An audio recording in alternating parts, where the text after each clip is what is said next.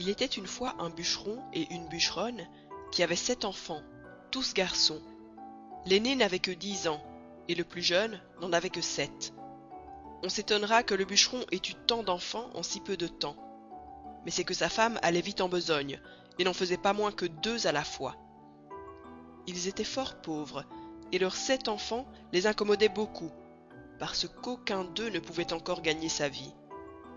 Ce qui les chagrina encore, c'est que le plus jeune était fort délicat, et ne disait mot, prenant pour bêtise ce qui était une marque de la bonté de son esprit. Il était fort petit, et quand il vint au monde, il n'était guère plus gros que le pouce, ce qui fit que l'on l'appela le petit poucet. Ce pauvre enfant était le souffre-douleur de la maison, et on lui donnait toujours le tort. Cependant, il était le plus fin et le plus avisé de tous ses frères, et s'il parlait peu, il écoutait beaucoup. Il vint une année très fâcheuse, et la famine fut si grande que ces pauvres gens résolurent de se défaire de leurs enfants. Un soir que ses enfants étaient couchés, et que le bûcheron était auprès du feu avec sa femme, il lui dit, le cœur serré de douleur: « Tu vois bien que nous ne pouvons plus nourrir nos enfants. Je ne saurais les voir mourir de faim devant mes yeux, et je suis résolu de les mener perdre demain au bois, ce qui sera bien aisé, car, tandis qu'ils s'amuseront à fagoter, nous n'avons qu'à nous enfuir sans qu'ils nous voient. » « Ah !» s'écria la bûcheronne. « Pourrais-tu bien toi-même mener perdre tes enfants ?» Son mari avait beau lui représenter leur grande pauvreté, elle ne pouvait y consentir. Elle était pauvre, mais elle était leur mère. Cependant, ayant considéré quelle douleur ce lui serait de les voir mourir de faim, elle y consentit, et alla se coucher en pleurant. Le petit poucet ouït tout ce qu'ils dirent, car ayant entendu de dedans son lit qu'ils parlaient d'affaires, il s'était levé doucement et s'était glissé sous l'escabelle de son père pour les écouter sans être vu. Il alla se recoucher et ne dormit point du reste de la nuit, songeant à ce qu'il avait à faire. Il se leva de bon matin et alla au bord d'un ruisseau où il remplit ses poches de petits cailloux blancs, et ensuite revint à la maison. On partit, et le petit poucet ne découvrit rien de tout ce qu'il savait à ses frères. Ils allèrent dans une forêt fort épaisse, où à 10 pas de distance on ne se voyait pas l'un l'autre. Le bûcheron se mit à couper du bois, et ses enfants à ramasser des broutilles pour faire des fagots. Le père et la mère, les voyant occupés à travailler, s'éloignèrent d'eux insensiblement, et puis s'enfuirent tout à coup par un petit sentier détourné. Lorsque ces enfants se virent seuls, ils se mirent à crier et à pleurer de toute leur force. Le petit poucet les laissait crier, sachant bien par où ils reviendraient à la maison, car en marchant, il avait laissé tomber le long du chemin les petits cailloux blancs qu'il avait dans ses poches. Il leur dit donc: « Ne craignez point, mes frères, mon père et ma mère nous ont laissés ici, mais je vous remènerai bien au logis. Suivez-moi seulement. » Ils le suivirent, et il les mena jusqu'à leur maison par le même chemin qu'ils étaient venus dans la forêt. Ils n'osèrent d'abord entrer, mais ils se mirent tous contre la porte pour écouter ce que disaient leur père et leur mère. Dans le moment que le bûcheron et la bûcheronne arrivèrent chez eux, le seigneur du village leur envoya 10 écus qu'il leur devait il y avait longtemps, et dont ils n'espéraient plus rien. Cela leur redonna la vie, car les pauvres gens mouraient de faim. Le bûcheron envoya sur l'heure sa femme à la boucherie. Comme il y avait longtemps qu'il n'avait mangé, elle acheta 3 fois plus de viande qu'il n'en fallait pour le souper de 2 personnes. Lorsqu'ils furent rassasiés, la bûcheronne dit: « Hélas, où sont maintenant nos pauvres enfants? Ils feraient bonne chère de ce qui nous reste là. Mais aussi, Guillaume, c'est toi qui les as voulu perdre. J'avais bien dit que nous nous en repentirions. Que font-ils maintenant dans cette forêt? Hélas, mon Dieu, les loups les ont peut-être déjà mangés? Tu es bien inhumain d'avoir perdu ainsi tes enfants. » Le bûcheron s'impatienta à la fin, car elle redit plus de 20 fois qu'il s'en repentirait et qu'elle l'avait bien dit. Il la menaça de l'abattre si elle ne se taisait. Ce n'est pas que le bûcheron ne fût peut-être encore plus fâché que sa femme, mais c'est qu'elle lui rompait la tête, et qu'il était de l'humeur de beaucoup d'autres gens qui aiment fort les femmes qui disent bien, mais qui trouvent très importunes celles qui ont toujours bien dit. La bûcheronne était tout en pleurs. « Hélas, où sont maintenant mes enfants, mes pauvres enfants ?» Elle le dit une fois si haut que les enfants qui étaient à la porte, l'ayant entendu, se mirent à crier tous ensemble: Nous voilà, nous voilà!» Elle courut vite leur ouvrir la porte, et leur dit en les embrassant que je suis aise de vous revoir, mes chers enfants. Vous êtes bien là, et vous avez bien faim. Et toi, Pierrot, comme te voilà crotté, viens que je te débarbouille. Ce Pierrot était son fils aîné, qu'elle aimait plus que tous les autres, parce qu'il était un peu rousseau et qu'elle était un peu rousse. Ils se mirent à table et mangèrent d'un appétit qui faisait plaisir au père et à la mère, à qui ils racontaient la peur qu'ils avaient eue dans la forêt, en parlant presque toujours tous ensemble. Ces bonnes gens étaient ravis de revoir leurs enfants avec eux, et cette joie dura tant que les 10 écus durèrent. Mais lorsque l'argent fut dépensé, ils retombèrent dans leur premier chagrin, et résolurent de les perdre encore, et pour ne pas manquer le coup, de les mener bien plus loin que la première fois. Ils ne purent parler de cela si secrètement qu'ils ne fussent entendus par le Petit Poucet, qui fit son compte de sortir d'affaires comme il avait déjà fait. Mais quoiqu'il se fût levé de bon matin pour aller ramasser des petits cailloux, il ne put en venir à bout, car il trouva la porte de la maison fermée à double tour. Il ne savait que faire, lorsque la bûcheronne, leur ayant donné à chacun un morceau de pain pour leur déjeuner, il songea qu'il pourrait se servir de son pain au lieu de cailloux, en le jetant par miettes le long des chemins où il passerait. Il le serra donc dans sa poche. Le père et la mère les menèrent dans l'endroit de la forêt le plus épais et le plus obscur, et dès qu'ils y furent, ils gagnèrent un faux fuyant et les laissèrent là. Le Petit Poucet ne s'en chagrina pas beaucoup, parce qu'il croyait retrouver aisément son chemin par le moyen de son pain qu'il avait semé partout où il avait passé. Mais il fut bien surpris lorsqu'il ne put en retrouver une seule miette. Les oiseaux étaient venus qui avaient tout mangé. Les voilà donc bien affligés, car plus ils s'égaraient, et plus ils s'enfonçaient dans la forêt. La nuit vint, et il s'éleva un grand vent qui leur faisait des peurs épouvantables. Ils croyaient n'entendre de tous côtés que des hurlements de loups qui venaient à eux pour les manger. Ils n'osaient presque se parler ni tourner la tête. Il survint une grosse pluie qui les perça jusqu'aux os. Ils glissaient à chaque pas, tombaient dans la boue d'où ils se relevaient tout crottés, ne sachant que faire de leurs mains. Le Petit Poucet grimpa au haut d'un arbre pour voir s'il ne découvrirait rien. Ayant tourné la tête de tous côtés, il vit une petite lueur comme d'une chandelle, mais qui était bien loin par-delà la forêt. Il descendit de l'arbre, et lorsqu'il fut à terre, il ne vit plus rien. Cela le désola. Cependant, ayant marché quelque temps avec ses frères du côté qu'il avait vu la lumière, il la revit en sortant du bois. Ils arrivèrent enfin à la maison où était cette chandelle, non sans bien des frayeurs, car souvent ils la perdaient de vue, ce qui leur arrivait toutes les fois qu'ils descendaient dans quelque fond. Ils heurtèrent à la porte, et une bonne femme vint leur ouvrir. Elle leur demanda ce qu'ils voulaient. Le Petit Poucet lui dit qu'ils étaient de pauvres enfants qui s'étaient perdus dans la forêt et qui demandaient à coucher par charité. Cette femme, les voyant tous si jolis, se mit à pleurer et leur dit: « Hélas, mes pauvres enfants, où êtes-vous venus? Savez-vous bien que c'est ici la maison d'un ogre qui mange les petits enfants ?»« Hélas, madame, lui répondit le Petit Poucet, qui tremblait de toute sa force aussi bien que ses frères. Que ferons-nous? Il est bien sûr que les loups de la forêt ne manqueront pas de nous manger cette nuit, si vous ne voulez pas nous retirer chez vous, et cela étant, nous aimons mieux que ce soit monsieur qui nous mange. Peut-être qu'il aura pitié de nous, si vous voulez bien l'en prier. » La femme de l'ogre, qui crut qu'elle pourrait les cacher à son mari jusqu'au lendemain matin, les laissa entrer et les mena se chauffer auprès d'un bon feu, car il y avait un mouton tout entier à la broche pour le souper de l'ogre. Comme ils commençaient à se chauffer, ils entendirent heurter 3 ou 4 grands coups à la porte. C'était l'ogre qui revenait.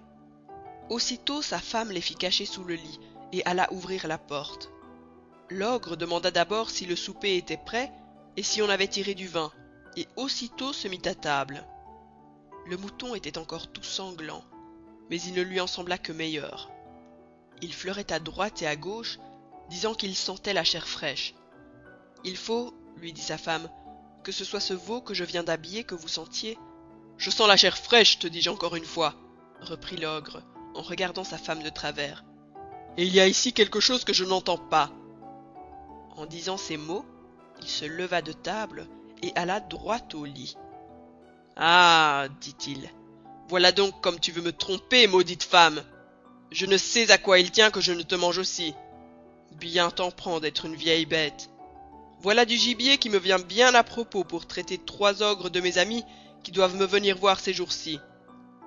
Il les tira de dessous le lit l'un après l'autre. Ces pauvres enfants se mirent à genoux en lui demandant pardon. Mais ils avaient affaire au plus cruel de tous les ogres, qui, bien loin d'avoir de la pitié, les dévorait déjà des yeux, et disait à sa femme que ce serait là de friands morceaux lorsqu'elle leur aurait fait une bonne sauce. Il alla prendre un grand couteau, et en approchant de ces pauvres enfants, il l'aiguisait sur une longue pierre qu'il tenait à sa main gauche. Il en avait déjà empoigné un, lorsque sa femme lui dit « Que voulez-vous faire à l'heure qu'il est? N'aurez-vous pas assez de temps demain ?»« Tais-toi » reprit l'ogre, « ils en seront plus mortifiés. »« Mais vous avez encore tant de viande, reprit sa femme. Voilà un veau, 2 moutons et la moitié d'un cochon. »« Tu as raison, dit l'ogre. Donne-leur bien à souper afin qu'ils ne maigrissent pas, et va les mener coucher. » La bonne femme fut ravie de joie, et leur porta bien à souper. Mais ils ne purent manger, tant ils étaient saisis de peur. Pour l'ogre, il se remit à boire, ravi d'avoir de quoi si bien régaler ses amis. Il but une 12aine de coups plus qu'à l'ordinaire, ce qui lui donna un peu dans la tête et l'obligea de s'aller coucher. L'ogre avait 7 filles, qui n'étaient encore que des enfants. Ces petites ogresses avaient tout le teint fort beau, parce qu'elles mangeaient de la chair fraîche comme leur père. Mais elles avaient de petits yeux gris et tout ronds, le nez crochu et une fort grande bouche avec de longues dents fort aiguës et fort éloignées l'une de l'autre. Elles n'étaient pas encore fort méchantes, mais elles promettaient beaucoup, car elles mordaient déjà les petits enfants pour en sucer le sang. On les avait fait coucher de bonne heure, et elles étaient toutes 7 dans un grand lit, ayant chacune une couronne d'or sur la tête. Il y avait dans la même chambre un autre lit de la même grandeur. Ce fut dans ce lit que la femme de l'ogre mit coucher les 7 petits garçons, après quoi elle s'alla coucher auprès de son mari. Le petit Poucet, qui avait remarqué que les filles de l'ogre avaient des couronnes d'or sur la tête, et qui craignait qu'il ne prît à l'ogre quelque remords de ne les avoir pas égorgées dès le soir même, se leva vers le milieu de la nuit, et prenant les bonnets de ses frères et le sien, il alla tout doucement les mettre sur la tête des 7 filles de l'ogre, après leur avoir ôté leur couronne d'or, qu'il mit sur la tête de ses frères et de la sienne, afin que l'ogre les prît pour ses filles, et ses filles pour les garçons qu'il voulait égorger. La chose réussit comme il l'avait pensé, car l'ogre, s'étant éveillé sur le minuit, eut regret d'avoir différé au lendemain ce qu'il pouvait exécuter la veille.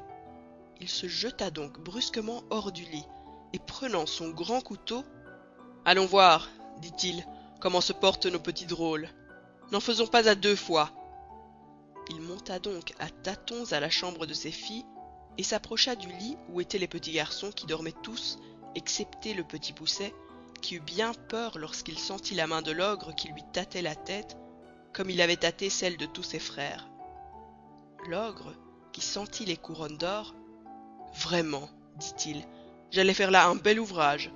Je vois bien que je bus trop hier soir. » Il alla ensuite au lit de ses filles, où ayant senti les petits bonnets des garçons, « Ah, les voilà, dit-il, nos gaillards. Travaillons hardiment. » En disant ces mots, il coupa sans balancer la gorge à ses 7 filles. Fort content de cette expédition, il alla se recoucher auprès de sa femme.